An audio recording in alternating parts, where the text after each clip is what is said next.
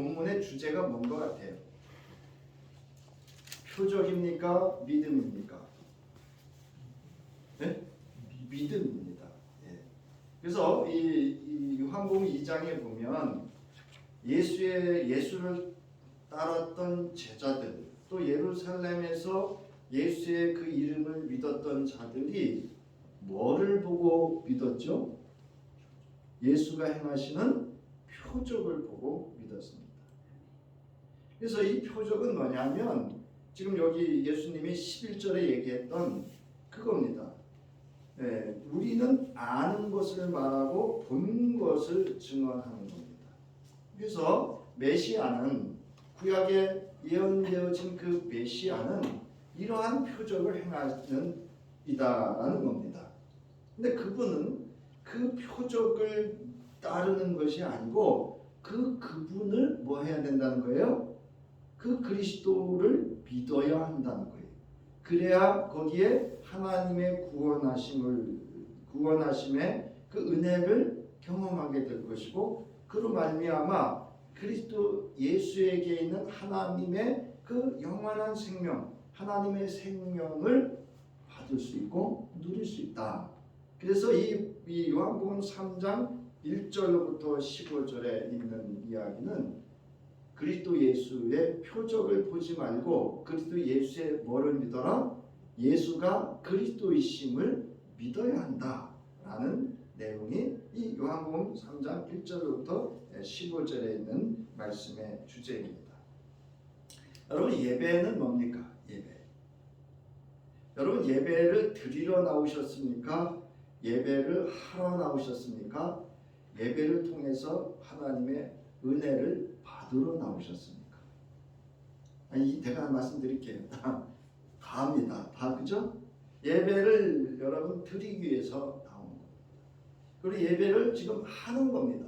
여러분 지금 예배를 하는 거예요. 그 다음에 예배를 통해서 받습니다. 근데 여러분, 예배를 통해서 우리는 뭘 받죠? 흔히 하나님의 은혜를 받는다 그럽니다. 하나님의 사랑을 받습니다. 하나님의 복을 받습니다. 그죠? 근데 그 받는 것은 무엇을 통해서 받는지를 여러분이 아셔야 돼요. 이제 그러니까 다음 주쯤 되면 사장을 할 것 같은데, 사장에 가면 예수님이 수가성 우물가 여인을 통해서 이런 대화를 하십니다. 여러분 4장 23절, 24절 한번 보세요. 요한복음 4장 23절과 24절을 보면 아버지께 참되게 예배하는 자들은, 자 여러분 여기서 그러니까 아버지께 예배하는 자들 이렇게 말하지 않고 아버지께 뭐 하는 자들요? 참되게 예배하는 자들은 영과 진리로 예배할 때가 오나니 곧 이때라. 아버지께서는 자기에게 이렇게 예배하는 자들을 찾으시느니라. 뭐냐면 영은 성령이고요, 진리는 말씀입니다. 그러니까 여러분, 이 예배를 통해서 받아야 하는 것은 성령입니다. 아멘 하셔야 돼요. 그러면 말씀입니다. 아멘. 왜냐하면 여러분, 예수님이 십자가에 죽으시고 부활하시고 40일 동안 이 땅에 계시다가 뭐 하셨어요? 승천하셨어요. 그래서 어디 계셔요? 하나님 보좌 우편에 계시죠. 이건 스데반라고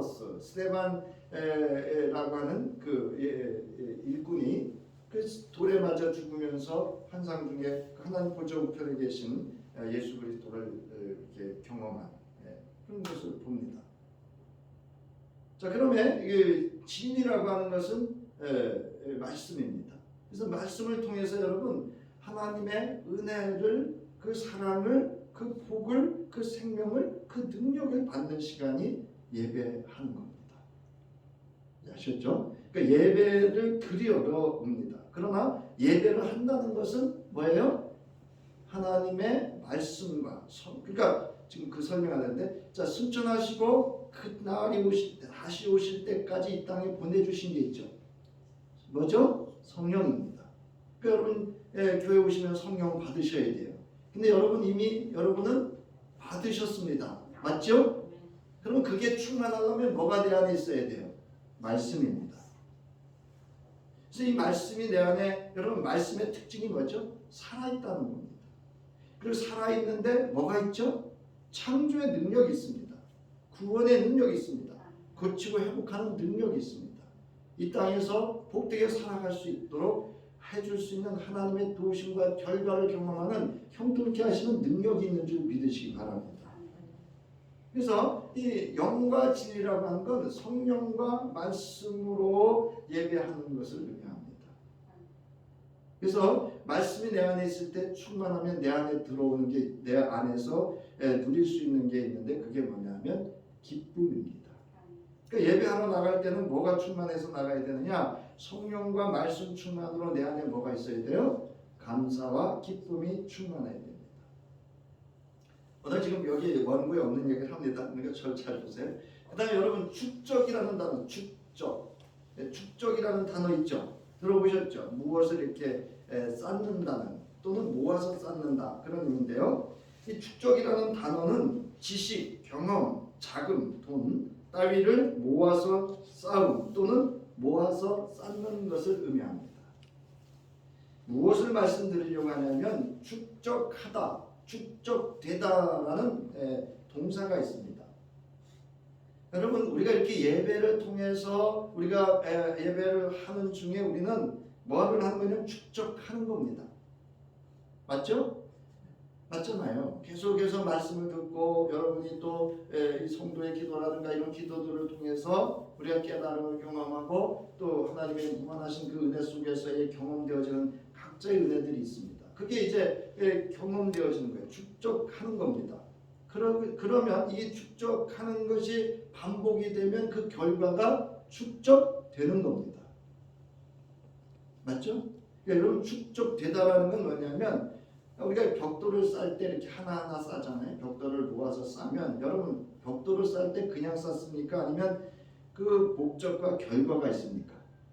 결과가 있죠? 건축물이 나오든지, 그 벽돌을 쌓아서 뭐를 보호한다든지, 또는 유지한다든지, 뭐 이런 여러 가지 목적이 있습니다.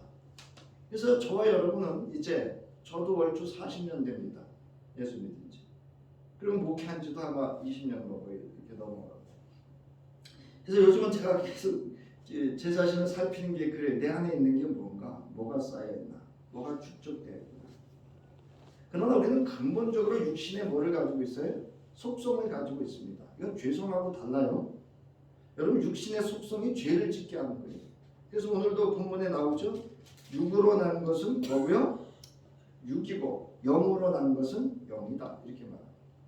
그래서 여기서 영이라고 하는 것은 푸뉴마, 바람 또는 성령으로 이렇게 해석할 수가 있습니다. 그래서 여러분, 이 축적하고 축적되는 데는 목적이 있고요, 집중해야 되고 수고가 있어야 돼요. 대가를 지불해야 됩니다. 그럴 때 그 목적에 준하는 결과가 있습니다. 그러니까 제가 무슨 말씀을 드리려고 하냐면, 여러분 수십 년 예수를 믿었어요. 교회도 지금 뭐 52주, 여러분 40년 계산해 보세요. 몇 번 나와요.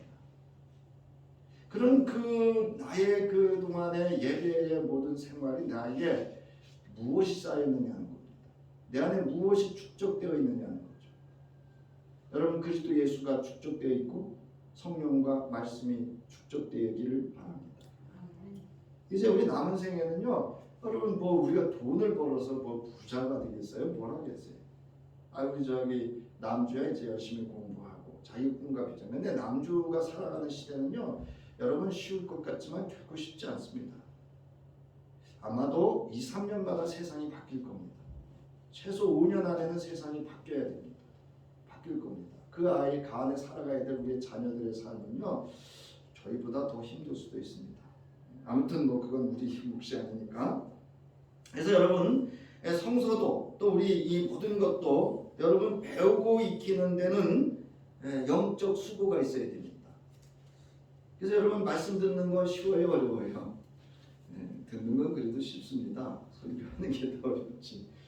그러나 설교도요, 어렵지만 뭐 은혜 쉽다는 표현 그렇습니다만, 그냥 하나님의 말씀을 증거, 잘 그 원뜻을 여러분에게 증거한다고 한다면 뭐 그 수고는 마땅히 해야 되는 거죠. 자, 여러분 이제 우리 원고로 돌아와서요. 예수는 누구인가?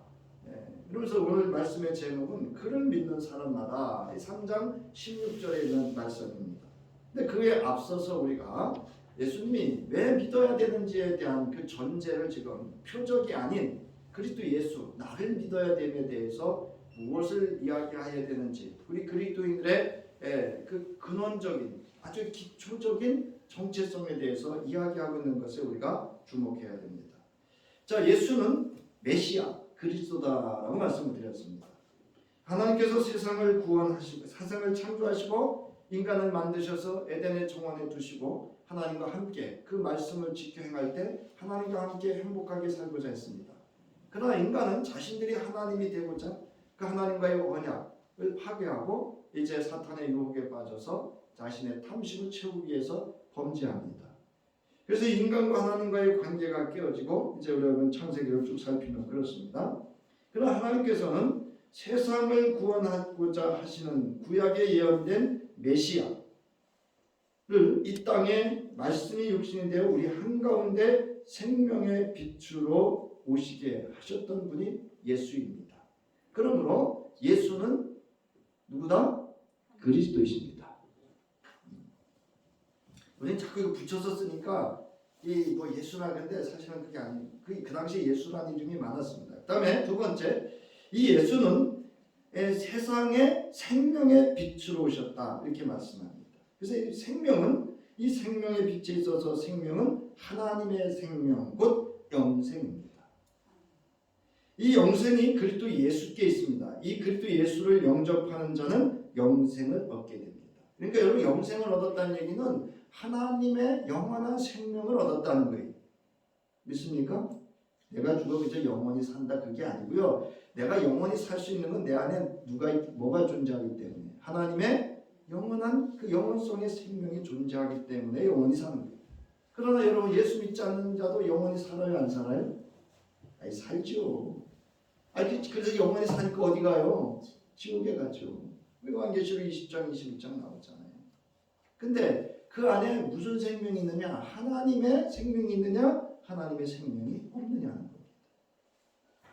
자, 이 그리스도 예수를 영접하는 자 또는 믿는 자는 하나님의 자녀가 되고 그에게는 그리스도 예수에게 있는 생명, 즉 생명을 받게 됩니다. 그러니까 뭐냐면 예수 그리스도를 믿게 되면 또는 영접하게 되면 존재성은 뭐냐? 그 정체, 그 근원은 뭐냐? 하나님의 생명으로 존재한다는 것이고 하나님과의 관계는 뭐냐? 자녀의 관계가 된다는 겁니다. 이제 아셨죠? 이걸 좀 분별을 하셔야 돼요. 우리 그동안 이렇게 막 섞었었거든요. 이제 아셨죠? 그러니까 그리스도 예수를 믿음으로 내가 하나님의 영원한 생명을 얻었고 그러므로 내가 하나님의 자녀가 된다. 그래서 뭐를 주신다? 하나님의 그 모든 다스림의 권세를 내가 누릴 수 있고 가질 수 있다는 거죠. 그렇다고 하나님은 아닙니다. 그래서 여러분 이제 하나님의 생명 곧 영생을 얻게 됩니다. 영생은 시작이나 끝이 없는 생명, 즉 영원한 생명 또는 삶을 의미하는데 이것은 하나님과 그리스도의 존재 양식을 의미합니다. 맞죠? 하나님과 그리스도 예수의 존재는 영원한 생명이고 영원한 삶입니다. 그분이 내 안에 존재한다는 겁니다. 자, 요한복음의 저자는 이제 독자들에게 점진적으로 예수의 표적을 믿지 말고 그리스도 예수를 믿으라는 거예요. 무슨 얘기 자꾸 하시나는데 잘 들어보세요. 자, 그래서 예수의 표적과 가르치심과 사역과 인격적인 삶을 통한 증거로 예수께서 그리스도이심을 명확하게 증명해 갑니다. 그러므로 성서를 읽으며 주목해야 하는 것은 예수께서 친히 그리스도이심을 증거하는 말씀과 사역에 대하여 아는 것과 믿는 겁니다. 그러니까 무슨 얘기냐면 그리스도 예수를 여러분 아는 것과 그의 가르치심, 그의 삶에 우리는 주목해야 됩니다. 그게 믿음입니다. 표정만 따르면 거기는 구원이 없습니다.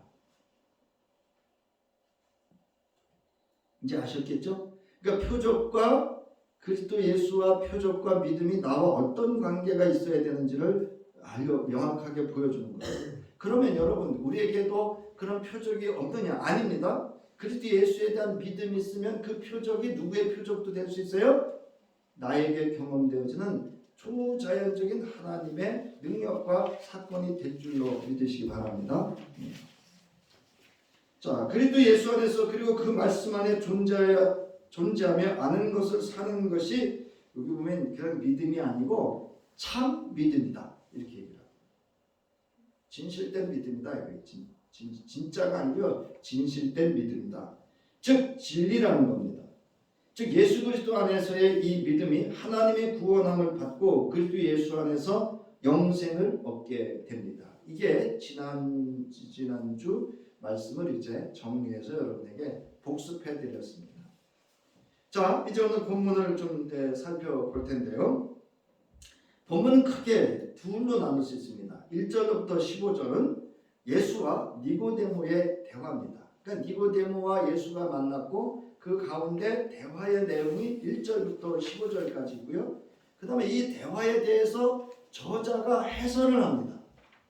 그래서 16절부터 21절까지는 이 저자가 이 1절부터 15절의 예수님의 대화에 대한 내용을 해설해주고 있는 겁니다. 이제 아셨죠? 예, 그러니까 예수님이 말하는 믿음이 뭔지를 16절로부터 왜 예수를 믿어야 되는지를 16절로부터 21절까지 요한복음의 저자가 해설을 해주고 있습니다. 그래서 오늘은 1절부터 이제 15절까지 좀 살펴보려고 하는데요. 좀 양이 많지만 또 이거 한 절 한 절 알아야 여러분들이 이 3장이 아주 중요하기 때문에 좀 우리가 자세히 살피며 가겠습니다. 자, 오늘 본문은 예수와 니고데모의 대화를 통하여 친히 예수께서 그리스도이심을 증언하고 있습니다. 증명하는 거죠. 자, 본문 1절로부터 2절. 그런데 이게 뭐냐면 예수의 제자들도 표적을 믿고 예수를 따르고 예루살렘의 그 사람들도 표적을 믿고 예수를 따릅니다. 그래서 그거를 안다는 얘기. 예수님이 이 사람들이 그리스도 예수를 믿는 게 아니고 지금 이 표적을 보고 나를 따른다는 것을 아신다는 내용을 함축해서 그런데 이렇게 표현하는 겁니다. 그래서 2장의 내용을 이렇게 이제 2장의 내용이 본 3장과 어떠한 사건에 대한 해석을 가져오는지를 이어주는 접속사입니다. 바리새인 중에 니고데모라 하는 사람이 있으니 유대인의 지도자라. 그가 밤에 예수께 와서 이르되 랍비여 우리가 당신은 하나님께로부터 오신 선생인 줄 아나이다. 하나님이 함께 하시지 아니하시면 당신이 행하시는 이 표적을 아무도 할 수 없음이니이다. 이거 우리 편이라서 잘 모르겠는데요. 자, 이제 살펴보면 1절에서 니고데모는 당시 유대교에서 가장 두드러진 종파였던 바리새인들 중에 한 사람으로 확인됩니다. 우리가 뭐 바리새인 잘 모르니까 그렇죠. 이 당시에 그 유대 종교에서 바리새인들의 그 바리새파의 영향력은요 거의 절대적입니다. 거기서 여러분 출교시키면 나가야 되고요. 저 사람 돌로 쳐 그러면 쳐서 죽이고요. 그 사람 감옥에 가도 그러면 가두는데요 여기가. 자, 그는 유대인과 관련된 일을 주관하는 유대의 최고 의결 기구인 산헤드린 공회의 회원인 유대인의 지도자라고 소개합니다. 여러분 성경을 이렇게 보면은요, 그 1절에 보면 지도자라는 단어 앞에 일자가 있죠. 조그만 글씨로 일자 있죠. 눈이 어두워서 잘 안 보이실 텐데 일자가 있어요. 그거를 따라서 쭉 성경의 그 오른쪽 밑으로 내려오면 산헤드린 공회원 이렇게 돼 있어요. 그러니까 산헤드린 공회원에도 지도자의 역할을 하고 있는 그런 사람이라고 하는 것을 알 수가 있습니다. 자, 니고데모는 유대교 중에서 비교적 열려있는 자세를 지닌 사람을 대표하는데 이것은 당시 초기부터 적대적인 태도를 예수에 대하여 보이지 않았다는 것을 알 수가 있습니다. 그러니까 바리새파들도 예수의 표적을 보고 관심을 가지고 있었습니다. 쉽게 얘기해서 혹시나 이런 의미를. 그러니까 표적을 행하는 게 마치 구약에 예언되어진 자기들이 알고 있는 메시아의 그 표적을 행하고 있기 때문에 혹시나 이런 얘기입니다. 자, 니고데모가 밤에 찾아왔다는 것은 앞서 2장 24절로부터 25절에서 예수께서 각 사람의 마음속을 알고 있는 모든 사람 가운데 포함된다는 것을 가리키는 것이기도 합니다. 또한 니고데모가 밤에 찾아왔다는 것은 예수를 은밀하게 만나기를 원하며 아마도 사람들에게 자신이 알려지는 것을 두려워하는 평범한 인물이라는 것을 가리키는 것이기도 합니다. 그런데 이 밤이라는 단어를 사도 요한복음에서 어떻게 쓰고 있냐면 영적 어둠의 의미로 쓰고 있습니다. 그러니까 이 당시에 요한복음 그 공동체는 이 단어를 딱 듣는 순간에 지금 니고데모는 어떤 사람이에요? 영적 어둠에 있는 사람이라고 하는 것을 암묵적으로 이제 알 수 있는 거죠. 우리가 흔히 알아채는다 이렇게 합니다. 자, 그러면서 이제 묻습니다. 랍비님, 우리는 선생님이 하나님께로부터 오신 분임을 압니다. 하나님께서 함께 하지 않으시면 선생님께서 행하시는 그런 표적들을 아무도 행할 수 없습니다. 이제 아시겠죠? 이 유대교 지도자였던 이 니고데모가 알고 있는 일입니다.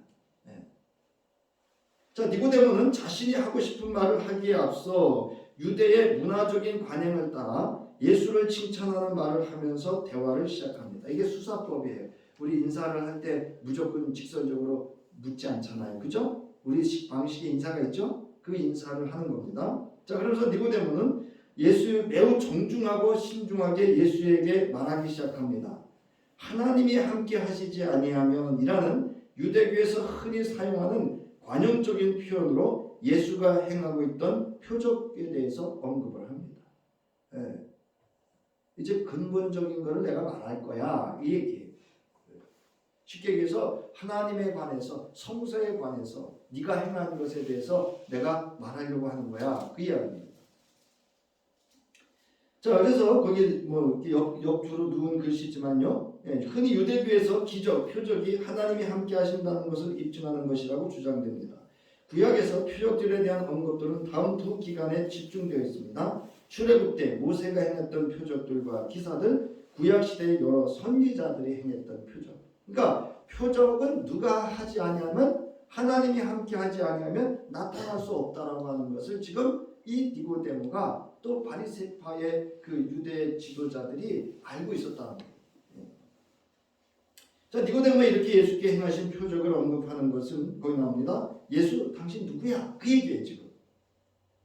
누군데 이런 표적을 행하는 거야? 그래서 당신이 정말 선지자 중에 한 사람이야? 아니면 그리스도 메시아야? 그 얘기입니다. 자, 그러자 이제 3절부터 5절에 예수께서 대답을 하시죠. 예수님과의 대화가 계속됩니다. 예수께서는 니고데모의 말의 의도를 알고 그의 생각에 답하십니다. 여러분, 사람이 누가 와서 이렇게 말을 할 때 말에 대답하는 게 있고요, 그 사람의 의도, 생각에 답하는 경우가 있습니다. 맞죠? 네. 그러니까 지금 예수께서는 니고데모의 말에 대답하는 게 아니고 그 생각에 대해서 답하시는 겁니다. 그러면서 예수께서는 인간의 관찰과 추론과 믿는 것이 필요한 것이 아니라, 즉 관찰과 추론으로 다 입증된 후에 믿는 것이 아니다 이 얘기예요 지금. 그렇죠? 어려운 날에 관찰, 잘 살핀다 이런 뜻이에요. 비교해서 잘 살피는 거. 그 추론이라는 단어는 그 밑에 나와 있어요. 어떤 판단을 근거로 삼아 다른 판단을 이끌어내는 것, 이런 거죠. 그 다음에 믿는 것이 필요한 것이 아니라 반드시 영적으로 거듭나는 것이 필요하다고 말씀하십니다. 우문현답 같죠? 거의 뭐 엉뚱한 대답을 지금 하시는 겁니다. 근데 앞서 말씀드렸듯이 니고데모의 뭐에 대해 답한다고요? 생각에 대해서 답한다. 자, 그러면서 예수께서 하나님 나라라는 성서의 핵심적 개념을 사용하십니다. 그러니까 여러분, 이 구약 성서의 주제는 뭐냐? 따라하세요. 하나님 나라. 네, 하나님 나라입니다. 그래서 여러분, 성경을 이렇게 딱 한 권으로 우리가 축약을 하면 뭐 하나님의 사랑 이러지만 사실은 구약과 신약은 그 핵심적인 주제는 따라하시기 바랍니다. 하나님 나라. 하나님의 나라가 아니고요, 하나님 나라라고. 하나님 나라. 하나님의 나라는 하나님께 속한 나라고 하나님 나라는 이 자체가 하나님 나라입니다. 자, 먼저 진실로 진실로 내게 이르노니 사람이 거듭나지 아니하면, 여기 사람을 그 원어를 찾아보면 모든 인류를 의미합니다. 거듭나지 아니하면 하나님의 나라를 볼 수 없다고 하십니다. 맞아요, 이거. 여러분, 거듭나지 않으면 수십 년 예수 믿어도 하나님 나라 못 봅니다. 하나님 나라를 보다, 이 편절은 꼭 이제 이 의미를 좀 아셔야 돼요. 자, 하나님 나라를 보다라는 표현은 마지막 시대에 하나님의 나라에 동참하며 또한 부활과 영생을 경험한다는 의미를 함축한 표현입니다. 이제 우리는 하나님 나라를 본다, 그러니까 뭐 눈으로 이렇게 봐야 되는 줄 아는데 그 뜻이 아니고, 구약 성서와 신약 성서에서는 이 하나님 나라를 본다는 것은 이 의미라는 거예요. 마지막 시대에 하나님의 나라에 동참, 하나님의 나라에 동참하며, 이제 아셨죠? 하나님의 나라에 동참하며 또한 부활과 영생을 경험한다는 의미를 함축한 표현입니다. 자, 이는 당시에 유대인들이 갖고 있는 믿음이었습니다. 하지만 어떤 사람이 믿음을 저버리거나 다른 중대한 죄악을 범한다면 그는 그 나라에서 죄된다고 믿었습니다. 그러니까 이 당시에 가장 유대인들이 두려워했던 게 뭔지 아세요? 산헤드린 공회원에서 출교당하는 거예요. 그래서 여러분, 예수님이 왜 장애인들과 또 피부병 환자라든가 그 당시에 부정한 자들, 그 당시에 죄인들을 찾아서 친히 그들을 치유하시고 고치고 깨끗게 하시고 귀신이 쫓겨나고 또 그들 죄인과 함께 하셨던 것은 하나님 나라는 그런 나라가 아니라. 그러니까 이렇게 유대인들이 생각하고 있는 부정한 자들을 이 하나님의 나라에 밖에 있는 자들이 아니라 모두가 그리스도 예수 안에서 뭐가 된다? 하나님의 구원의 대상, 그들의 외모가 아닌 그들의 생명을 구원하시고자 하시는 하나님의 그 공평하시고 공의로우시고 정의로우신 구원을 보여주고 있습니다. 이게 하나님의 뭐죠? 사랑입니다. 여러분, 하나님의 사랑에 차별이 있습니까? 없습니까? 없습니다. 근데 우리는 차별하잖아요. 하나님의 사랑을 받고 경험하고 누리는 자 아닙니다. 에이, 나는 아니래. 그렇다고 또 이러시면 안 돼요. 부족하다는 거지. 자, 그래서 여러분, 거듭나다라는 단어 보세요. 거듭나다. 거듭나다라는 단어는요, 여기서 아노센이라는 단어를 쓰는데요, 위로부터 나다 이 뜻이에요. 근데 지금 니고데모는 뭐라 그래? 엄마 배에 다시 들어갔다 나와야 돼요. 이렇게 얘기를 합니다. 육적으로 해석을 합니다.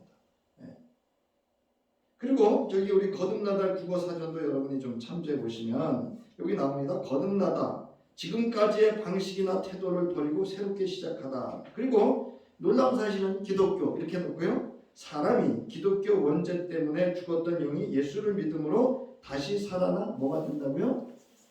네, 새 사람이 되는 게 거듭나다, 이렇게 국어사전에도 정의해 놓고 있습니다. 자, 그 다음 페이지 보세요. 자, 예수께서 거듭 또는 위로부터 나아야 한다는 말씀은 니고데모가 예상하지 못했던 대답이었음은 그의 반응에서 알 수 있습니다. 니고데모는 이 문구가 문자적인 다시를 의미한다고 생각했습니다. 그러나 예수께서 하신 위로부터라는 말은 영적으로 다시 태어나야 한다는 뜻으로 말하는 것이었습니다. 제가 이렇게 보다가 시간 되면 정리하고 마칠게요. 다음 주에 더 되니까. 여러분, 영적이라는 게 뭐라고 말씀드렸죠? 따라하세요. 말씀대로. 말씀대로 성령의 이끌림을 받아서, 이런 뜻이에요, 여러분. 그러니까 여러분, 영적으로 거듭나야 된다는 결론은 성령으로, 앞서 말씀드렸던 말씀으로 거듭나는 것을 의미합니다. 이어 예수께서는 거듭 또는 위로부터 나다에서 물과 영으로 태어난다라는 말로 더 자세하게 설명하십니다. 자, 우리는 물과 영으로 태어난다라는 것을 그동안은 우리가 임의로 해석했는데요, 구약 성서의 말씀을 인용하신 겁니다. 자, 진실로 진실로 내게 이르노니 사람이 물과 성령으로 나지 아니하면 하나님의 나라에 들어갈 수 없느니라. 근데 이 말씀이 여러분 에스겔서 36장 25절로부터 27절의 말씀을 적용한 겁니다. 인용하신 거예요. 해석해 준 거예요. 이제 아셨죠? 니고데모에게 이해를 못하니까, 이 사람이 깨닫지 못하니까, 야, 구약의 선지자가 하신 말씀 중에 이 말씀이 있잖아. 이렇게 해서 이 말씀을 통해서 깨우쳐 주는 겁니다. 니고데모가 이후에 깨달았다는 건 말씀드렸죠. 이제 요한복음 저 뒤쪽에 가면 니고데모가 예수님이 죽으실 때 그 현장에 나타납니다. 자, 이는 구약의 신학도 이 해석을 지지하고 있습니다. 하나님께서 장차 물로 사람들의 마음을 깨끗하게 씻으시고 성령을 통해 사람들의 내면을 변화시킬 것이라고 예언했습니다. 그래서 예언한 에스겔 36장 25절로부터 27절을 적용하신 겁니다. 또한 이 용어는 AD 1세기, 주님 오신 100년, 주님 오셔서 100년 1세기, 이방인이 유대교로 개종할 때 베풀던 세례의식을 연상시키죠. 그러니까 세례자 요한이 베풀던 세례가 물 세례죠. 정결한 세례고, 유대교로 개종한 이방인을 새로 태어난 자녀에 비유되기도 할 때 이 단어를 썼습니다. 자, 에스겔서 36장 25절로부터 20. 그러니까 이제 여러분은 이 말씀이 뭔지를 성서에 어디 있는지를 알죠, 그죠? 그러니까 누가 와가지고 이렇게 해석을 이렇게 헛되게 하면, 아니야, 그 말씀은 내가 잘은 모르는데 내가 주일낮에 설교 들을 때 그 에스겔서 어디에 있는 말씀을 들어서 이 말씀을 풀어줬던 거야. 그거가 생각나면 미혹 안 당합니다. 근데 누가 와가지고 이상하게 해석을 하면 뭐 누구를 믿어야 된다는 둥, 누구하고 자야 된다는 이거에 쏘가 넘어가지 않습니다. 함께 읽습니다. 시작. 맑은 물을 너희에게 뿌려서 너희로 정결하게 하되 곧 너희 모든 더러운 것에와 모든 우상 숭배에서 너희를 정결하게 할 것이며 또 새 영을 너희 속에 두고 새 마음을 너희에게 주되 너희 육신에서 굳은 마음을 제거하고 부드러운 마음을 줄 것이며 또 내 영을 너희 속에 두어 너희로 내 율례를 행하게 하리니 너희가 내 규례를 지켜 행할지니라. 맑은 물로. 여러분, 예수님이 그 수가성 우물가 여인하고 얘기할 때 무슨 얘기하죠? 물 얘기하시죠. 네? 네가 주는 그 물은 갈급하지만 곧 목마르지만 내가 주는 물은 영원히 뭐라고요? 목마르지 않은 무슨 수라 그래요? 생명수라고 합니다. 이제 아셨죠? 그러니까 이게 맑은 물이라고 하는 것, 이게 정결케 하는 것. 우리에게는 그리스도의 뭐죠? 보혈의 피입니다. 자, 뿌려서 너희로 정결하게 하되 곧 너희 모든 더러운 것에서와, 이거 부정한 거죠. 그래서 여러분, 제 장애인들, 피부병 환자들, 귀신 들린 자들, 그 다음에 세리와 창녀와 죄인들이 예배 그 당시에 성전에 들어가지도 못하고 성전 밖에 미문에 앉아 구걸할 정도만 되고 예배에 참여할 수 없었어요. 그 부정한 자였기 때문에 그렇습니다. 그 다음에 모든 우상 숭배에서 너희를 뭐하게 할 것이다? 정결하게 할 것이다. 이게 물로 거듭난다라는 게 이런 의미입니다. 그러니까 우리는 결국 뭐예요? 더러운 것에서 떠나야 되고 모든 우상 숭배로부터 뭐 해야 돼요? 떠나야 됩니다. 여러분, 거기 저런 데 가서 기웃거리지 마세요. 얼마 전에 우리 동네 분이 여기 왔어요. 지나가다가 차 세우고 왔길래 저한테 어째 그런 얘기, 저기 저 위에 있는 그 무당네 집에 들어갔다 왔다는 얘기를 하더라고요. 그 신당에. 그래서 제가 들어오시라고. 왜요? 아니 거기는 가면서 교회를 안 들여다보면 안 되죠. 그래서 제가 들어와서 교회를 다 이렇게 안에도 들어오고 애찬시도 들어오고 다 이렇게 한 바퀴 투어를 시켰어요. 보게 했다고요. 그랬더니 그러시더라고요. 참 좋네요. 그러고 하시더라고요. 자, 여러분, 그 다음에 보세요. 이제 26절 또 새 영을 뭐가 붙죠 여기? 새가 붙는다는데 여러분 주목하셔야 돼요.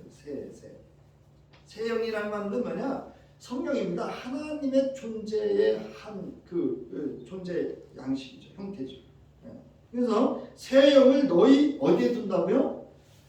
속에. 여러분 이걸 잘 하셔야 돼요. 속이라는 얘기는 오늘 여기까지만 할게요. 속이라는 얘기는 이렇게 쓰면 이 속이 아니라 여기서 말하는 속이라고 하는 건 이렇게 하나가 있으면요, 이 하나 자체를 의미하는 거예요. 이제 아셨어요? 그러니까 그리스도 예수 안에라는 건 내가 그 안에 들어가는 게 아니고요, 하나가 된다는, 연합한다는 뜻입니다. 그게 내가 네 속에 있다는 얘기는 너와 내가 따로 있다는 얘기예요, 하나가 됐다는 얘기예요. 사랑은 뭐죠? 내가 네 안에 있고 네가 내 안에 있는 거, 하나가 된 게 사랑이잖아요. 이제 아셨어요? 이 속이라는 단어? 그러니까 새 영이라고 하는 것은 성령이 너희 속에 두고, 그러니까 너희 속에 있다, 존재한다. 이건 뭐냐? 하나님이 임재하신다 이 뜻이에요. 둔다라는 것은요, 임명하다 이런 뜻이에요. 변하지 않는다 이런 뜻이에요. 그래서 하나님이 한번 택하신 백성은 버리십니까? 포기하십니까? 아니면 끝까지 주의 징계와 채찍을 통해서라도 깨닫고 돌아오게 하십니까? 네, 영을 두셨기 때문에 그래요. 네.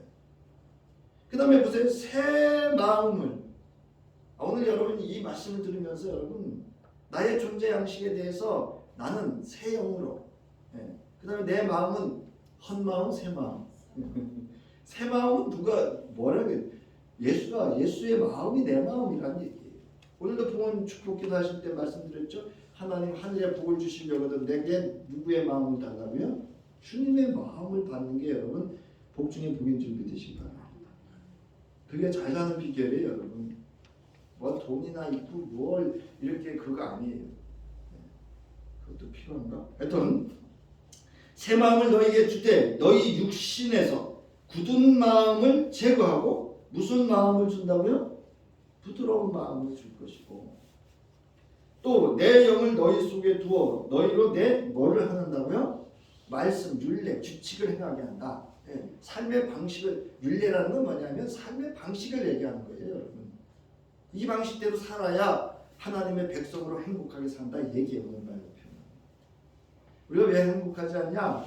우리가 이유가 있지만 여러분 하나님의 말씀으로, 여기 말하는 하나님의 새 영으로 그 마음을 내 마음에 두고 그 삶의 방식으로 살면 인간의 살아가는 육신의 환경과 조건이 좀 불편하고 어렵더라도 그리스도 예수 안에서 만족하고 행복할 수 있습니다.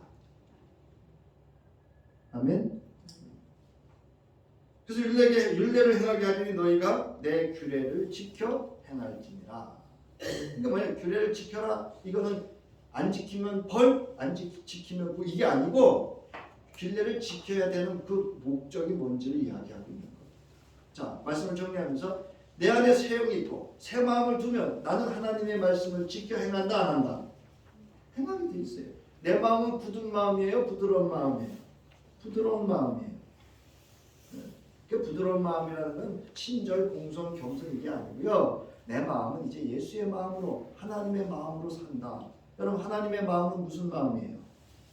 한마디로 따라하세요. 긍휼과 사랑. 그러니까 여러분 이웃에 대해서 여러분 긍휼하세요. 남편에 대해서 긍휼하고 아내에 대해서도 얼마나 참 나랑 한평생 열심히까지 살아준 거 고마워. 내 자식에게도 긍휼한 마음. 그래서 뭐 해야 돼요? 사랑해요. 덮어요. 허물과 죄는 좀 이렇게 덮고 용서하고 잘 사세요. 네? 네. 그래서 오늘 하루 이제 그러므로 여러분 그곳에 뭐가 있느냐? 하나님의 나라가 있습니다. 그래서 이 한 주도 여러분 그리스도 예수 안에서 거듭나는 그 하늘의 은총 속에서 하나님의 나라를 보며 사는 한 주 될 수 있기를 주님의 이름으로 축원합니다. 이 땅에 인간의 몸을 입고 오셔서 그리스도 예수로 믿는 자마다 영생을 주시고 하나님의 자녀의 권세를 누릴 수 있도록 날 십자가에 대속하여 주시고 구원하여 주신 우리 주 예수 그리스도의 구원 구속의 은혜와 우리를 언제나 변함없이 사랑하시고 우리에게 생명 주시기를 즐겨하시며 우리로 하여금 한번 택하시면 영원히 포기하지 아니하시는 하나님의 긍휼과 그 사랑하심과 오늘도 우리로 하여금 하나님의 새 영, 새 마음을 받아 이제 굳은 마음이 부드러운 마음 되게 하시고 주의 율례를 지켜 행할 수 있도록 우리에게 지혜가 되어주시고 인도자가 되어주시고 도우시고 힘이 되어주시는 성령의 함께 하심이 이제 믿음의 사람으로 그리스도 예수를 따르기를 결단하며 이제 하나님 나라를 볼 수 있는 믿음으로 살아가기를 원하는 저희들 위에와 저들의 가정과 기업과 자녀와 이 땅 위에 이제로부터 영원히 함께 하시기를 간절히 축원하옵나이다. 아멘.